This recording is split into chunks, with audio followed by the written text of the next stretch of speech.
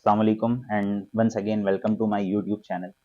और आज के इस टॉपिक में बेसिकली हम लोग जो डिटेल में पढ़ेंगे वो मेंस्ट्रुअल साइकिल कि फीमेल के अंदर जो मेंस्ट्रुअल साइकिल का जो प्रोसेस है वो किस तरह रन कर रहा होता है। और एट द एंड लेक्चर के हम ये भी समझ लेंगे कि ड्यूरिंग गेस्टेशन पीरियड फीमेल के अंदर जो सेकेंड प्रेगनेंसी है वो क्यों पॉसिबल नहीं, तो कौन से हार्मोन्स इन्वॉल्व होते हैं या क्या ऐसी चीज़ होती है जिसकी वजह से फर्स्ट प्रेगनेंसी के दौरान second pregnancy at a time नहीं हो सकती। तो इस लेक्चर में ये पूरा हम कवर करेंगे और ये आपके एमडी कैट के लिए भी बड़ा इंपॉर्टेंट है। तो चलें हम स्टार्ट करते हैं। देखें, सबसे पहले हम बेसिक से स्टार्ट करते हैं। जो मेंस्ट्रुअल साइकिल है ना फीमेल के बॉडी के अंदर जो रन कर रही होती है, अब एक इंपॉर्टेंट बात आपने याद रखनी है कि फीमेल के अंदर जो ये मेंस्ट्रुअल साइकिल है ना, साइकिल कंप्लीट होती है 28 डेज में, यानी कि ऑलमोस्ट एक मंथ में एक साइकिल कंप्लीट होती है फीमेल के बॉडी के अंदर। अब ये मेंस्ट्रुअल साइकिल फीमेल के अंदर स्टार्ट किस एज से होती है? तो हम ऑलरेडी जानते हैं कि फीमेल के अंदर जैसे ही प्यूबर्टी एज स्टार्ट होती है तो फीमेल के बॉडी के अंदर मेंस्ट्रुअल साइकिल स्टार्ट हो जाती है। और प्यूबर्टी एज जैसे कि स्टार्ट होती है फीमेल के अंदर ऑलमोस्ट 13 ईयर्स ऑफ एज पर, ऑलमोस्ट। अच्छा, अब फीमेल के अंदर ये जो हम मेंस्ट्रुअल साइकिल पूरा पढ़ रहे हैं इसके खुद दो स्टेप्स होते हैं या दो स्टेजेस होते हैं। एक को हम कहते हैं ओवेरियन साइकिल, एक को हम कहते हैं यूटेराइन साइकिल। इन दोनों में फर्क पता है क्या? सिंपल इज दैट कि ये लेट सपोज फीमेल की ओवरी है एक और ये दूसरी। इन दोनों ओवरी के अंदर जो चेंजेस आती है उसको हम किस में कंसिडर करते हैं? ओवेरियन साइकिल में। और यूटेराइन साइकिल में फीमेल के यूट्रस के अंदर जो भी चेंजेस आती है उसको हम क्या कंसिडर करते हैं? यूटेराइन साइकिल कंसिडर करते हैं। और नेक्स्ट इंपॉर्टेंट बात ये कि फीमेल के अंदर जो पहला मेंस्ट्रुअल साइकिल स्टार्ट होता है ना, यानी कि प्यूबर्टी एज फीमेल के अंदर जैसे ही स्टार्ट होती है और जो पहला मेंस्ट्रुअल साइकिल फीमेल के अंदर रन करते हैं उसे हम कहते हैं मेनार्की। अब देखें, फीमेल के अंदर जो मेंस्ट्रुअल साइकिल रन कर रहा होता है उसके बेसिकली चार फेसेस होते हैं। एक को हम कहते हैं मेंस्ट्रुएशन फेस, ये पहला फेस होता है। सेकंड फेस को हम कहते हैं फॉलिकल फेस।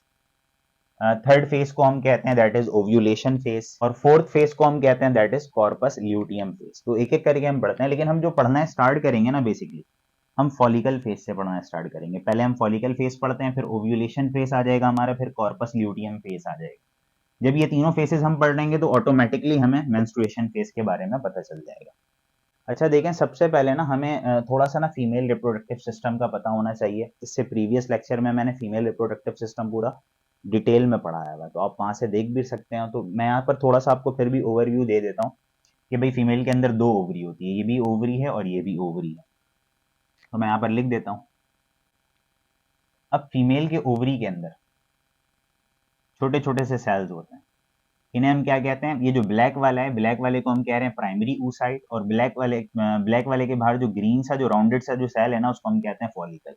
यानी कि फीमेल के ओवरी के अंदर बहुत सारे फॉलिकल होते हैं, फॉलिकल के अंदर मौजूद होता है प्राइमरी oocyte। अब प्राइमरी oocyte कितने होते हैं? तकरीबन 2 लाख होते हैं, लेकिन 2 लाख में से याद रखिएगा मेच्योर फीमेल के अंदर कितने होते हैं? 450। यही वजह है कि फीमेल के अंदर प्यूबर्टी एज जो स्टार्ट होती है ना वो 13 ईयर से स्टार्ट होती है और आहिस्ता आहिस्ता डेवलप्ड होते होते अब जैसी वो 15 ईयर्स ऑफ एज तक पहुंचती है तो ये जो 450 ओवम है हर महीने रिलीज होते होते खत्म हो जाते हैं। तो ये वजह है कि फीमेल 50 ईयर्स ऑफ एज के बाद ऑलमोस्ट बर्थ नहीं कर पाते हैं या मेंस्ट्रुअल साइकिल उनके अंदर रन नहीं करता, जिसे हम कहते हैं मीनोपॉज। अच्छा, अब थोड़ा सा हम इसके सिस्टम को समझ लें। ये वाला जो हिस्सा है ना बेसिकली फीमेल का, ये कहलाता है यूटेरस। ये फीमेल का यूटेरस है। फीमेल की यूटेरस 3 मसल से मिलकर बने हुए होते हैं। जो अंदर वाला है ना मसल्स, ये जो मैं ब्लू से बना रहा हूं, इसको हम कहते हैं एंडोमेट्रियम। इसे हम कहते हैं एंडोमेट्रियम। और ये जो ग्रीन वाला है ना इसे हम कहते हैं मायोमेट्रियम। ये बेसिकली क्या होता है? मसल्स होता है। अब देखें, सबसे पहले क्या हुआ, फीमेल के अंदर मेंस्ट्रुअल साइकिल स्टार्ट कैसे होता है? जैसे ही प्यूबर्टी एज पर फीमेल आ जाती है तो ब्रेन सिग्नल देता है। ब्रेन का एक पार्ट होता है दैट इज हाइपोथैलेमस। हाइपोथैलेमस एक हार्मोन रिलीज करता है जिसको हम कहते हैं गोनाडोट्रोपिन रिलीजिंग हार्मोन। अब ये जो गोनाडोट्रोपिन रिलीजिंग हार्मोन है ये जाकर एक्टिवेट करता है पिट्यूटरी ग्लैंड को। अब पिट्यूटरी ग्लैंड जैसी फीमेल के अंदर एक्टिवेट होता है ना तो ये एक हार्मोन रिलीज करता है जिसे हम कहते हैं एफएसएच, फॉलिकल स्टिमुलेटिंग हार्मोन। अब ये फॉलिकल स्टिमुलेटिंग हार्मोन आकर करता क्या है कि ओवरी के पास आता है। अब ओवरी के पास बहुत सारे फॉलिकल हैं। तकरीबन मैंने बताया कितने होते हैं, 2 लाख होते हैं, और 2 लाख फॉलिकल के अंदर 2 लाख क्या मौजूद होते हैं, प्राइमरी oocyte। अब होते हैं 2 लाख है, लेकिन कोई एक मैच्योर होता है, एक मंथ में कोई एक मैच्योर हो पाता है। लेट सपोज, अब मैं इसको रेड से बना दे रहा हूं, जिसको मैंने रेड से बनाया। अब लेट सपोज हम कंसिडर कर लेते हैं कि ये वाला जो फॉलिकल है ना, ये मैच्योर हो गया। अब ये जो मैच्योर हो गया ना, इसको हम फॉलिकल नहीं कहेंगे, इसका नाम क्या हो जाएगा, दैट इज ग्राफियन फॉलिकल। ये इतना सा काम कराया किसने, एफएसएच ने, ठीक है। और ये हम कौन सा फेज पढ़ रहे हैं, फॉलिकल फेज। हमने पहले फेज को स्टार्ट नहीं किया है, डायरेक्ट हम सेकंड फेज से पढ़ रहे हैं। जब हम ये तीनों फेज पढ़ेंगे ना, फॉलिकल फेज, ओव्यूलेशन फेज और कॉर्पस ल्यूटियम फेज, तो ऑटोमेटिकली हमें मेंस्ट्रुएशन फेज समझ में आ जाएगा। यानी कि फॉलिकल फेज में क्या हुआ कि ब्रेन का जो पार्ट है, hypothalamus, gonadotropin releasing hormone secrete किया, उसने पिट्यूटरी ग्लैंड को सिग्नल दिया, एफएसएच सिक्रीट हुआ। एफएसएच आकर बहुत सारे फॉलिकल होते हैं, किसी एक को मैच्योर कर दिया इसने। लेट सपोज ये जो रेड वाला ये मैच्योर हो गया, अब इसको हम क्या कहेंगे, ग्राफियन फॉलिकल कहेंगे। ये काम कौन से फेज पर हुआ, फॉलिकल फेज पर। अब देख रहे हैं फेज का नाम भी फॉलिकल और फॉलिकल सेल्स भी आ रहा है। अच्छा, अब ये जो इतना सा काम हुआ ना फीमेल के बॉडी के अंदर, ये 6 से 12 दिन तक चलता रहता है। यानी कि टोटल राउंड अबाउट 7 डेज का ये फेज होता है, जिसमें क्या हुआ, सिर्फ ग्राफियन फॉलिकल मैच्योर हो गया। यानी कि फॉलिकल था वो ग्राफियन फॉलिकल में कन्वर्ट हो गया। अब इसके बाद वाले फेज में क्या होगा, उससे पहले जैसे ये जो ग्राफियन फॉलिकल बनता है ना, तो ओवरी एक हार्मोन रिलीज करती है, इसी फेज पे करती है, इसको हम कहते हैं एस्ट्रोजन। अब ये एस्ट्रोजन पता है क्या करेगा, एस्ट्रोजन 2 काम करता है। सबसे पहला काम तो ये करेगा, ये जाएगा पिट्यूटरी ग्लैंड को सिग्नल देगा कि भाई एफएसएच का काम हो गया, एफएसएच को सिक्रीट करना बंद कर। अब जैसी पिट्यूटरी ग्लैंड एफएसएच की सिक्रीशन बंद करेगा, ये दूसरा हार्मोन सिक्रीट करता है, that is LH, luteinising hormone. अब ल्यूटेनाइजिंग हार्मोन सिक्रीट हो रहा है। अब ये जो ल्यूटेनाइजिंग हार्मोन है, कौन से फेज के लिए काम करेगा, ओव्यूलेशन फेज के लिए। जबकि एस्ट्रोजन का एक काम है। पहला काम क्या किया इसने, एफएसएच को सिक्रीट करवाना बंद करवा दिया, तो एफएसएच जैसे ही बंद होगा तो पिट्यूटरी ग्लैंड क्या सिक्रीट करेगा, एलएच। दूसरा काम ये करता है कि एस्ट्रोजन थोड़ा सा यूट्रस के अंदर मसल्स की फॉर्मेशन करवाता है, एंडोमेट्रियम में थोड़े मसल्स बनवाना स्टार्ट करवाता है, इसकी ग्रोथ करवाना स्टार्ट करता है। आहिस्ता आहिस्ता ये जो एंडोमेट्रियम है, इसमें गोश्त बनने लगते हैं, ब्लड वेसल्स आने लगते हैं, ये फ्यूचर के लिए, ताकि यहाँ पर कोई न्यू बॉर्न आएगा तो उसकी डेवलपमेंट में ये क्या करेगा, हेल्प करेगा। अब हम आ जाते हैं थर्ड फेज के ऊपर, दैट इज ओव्यूलेशन फेज। अब ऑलरेडी हम जानते हैं कि ओव्यूलेशन फेज, अब 6 से 12 दिन तक फॉलिकल फेज रन हुआ, तो 13 से 15 दिन तक ओव्यूलेशन फेज फीमेल के बॉडी के अंदर रन कर रहा होता है, तकरीबन 3 दिनों का होता है। अब ओव्यूलेशन फेज में हम ऑलरेडी जानते हैं कि यहाँ पर कौन सा हार्मोन सिक्रीट हुआ है, एलएच।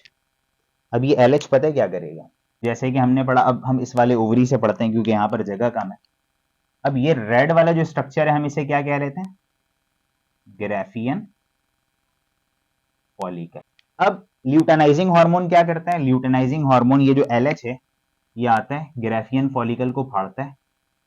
अब ग्राफियन फॉलिकल जैसे ही फटता है, तो ये जो अंडा है ना, प्राइमरी oocyte, ये अंडे में कन्वर्ट हो जाता है, ये निकल जाता है बाहर, और बाहर निकल कर कहां पर आ जाता है, ओविडक्ट में। ये बाहर निकल गया। अब जैसे ही बाहर निकलता है ना, अब ये जो ग्राफियन फॉलिकल था ना, इसका शक्ल थोड़ा सा चेंज हो जाता है, ये येलो कलर में कन्वर्ट हो जाता है। तो अब हम इसको ग्राफियन फॉलिकल नहीं कहेंगे, अब हम इसे क्या कहेंगे, कॉर्पस ल्यूटियम। यानी कि ओव्यूलेशन फेज में सिंपल इज दैट क्या हुआ कि ल्यूटेनाइजिंग हार्मोन आया, ग्राफियन फॉलिकल को फाड़ा, अंडा बाहर निकला, ओविडक्ट में चला गया। अब जो उसका शक्ल है थोड़ा सा चेंज हो जाता है, अब हम उसको ग्राफियन फॉलिकल नहीं कहेंगे, क्या कहेंगे, कॉर्पस ल्यूटियम कहेंगे। अब ये जो कॉर्पस ल्यूटियम है ना, ये बेसिकली येलो कलर का हो जाता है। अब इसके बाद लास्ट फेज स्टार्ट होता है, that is corpus luteum phase. अब ये जो फेज है ना, ये सबसे लॉन्गेस्ट फेज है फीमेल के बॉडी के अंदर, 16 से 28 दिन तक यही फेज रन कर रहा होता है, तकरीबन 13 दिनों का होता है। अब ये जो कॉर्पस ल्यूटियम बन गया, ये कॉर्पस ल्यूटियम एक हार्मोन सिक्रीट करता है, इस हार्मोन को हम कहते हैं प्रोजेस्टेरॉन। अब ये जो प्रोजेस्टेरॉन है ना, सबसे पहले क्या करेगा ये प्रोजेस्टेरॉन, ये जो यूट्रस की दीवार है इसको और थिक करेगा, मोटा करेगा।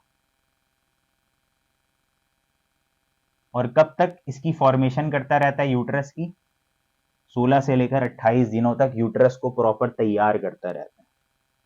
अगर विजाइना के थ्रू फीमेल के बॉडी के अंदर स्पर्म की एंट्री हो जाती है और स्पर्म आकर किससे फ्यूज्ड हो जाता है,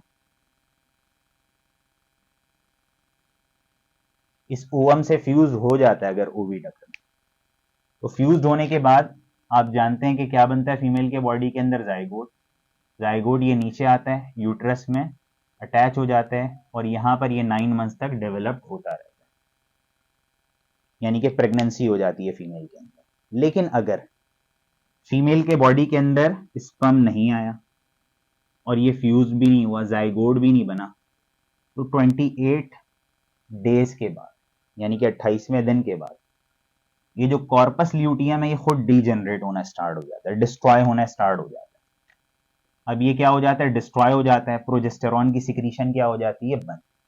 प्रोजेस्टेरॉन सिक्रीट करना बंद कर देता है। अब जैसे ही प्रोजेस्टेरॉन सिक्रीट करना बंद करता है तो पहला फेज स्टार्ट हो जाता है, दैट इज मेंस्ट्रुएशन फेज। 1 से 5 दिन तक चलता है, 5 डेज का होता है। इसकी वजह से हो रहा है, हमने पढ़ा प्रोजेस्टेरॉन की सिक्रीशन क्या हो गई है, स्टॉप।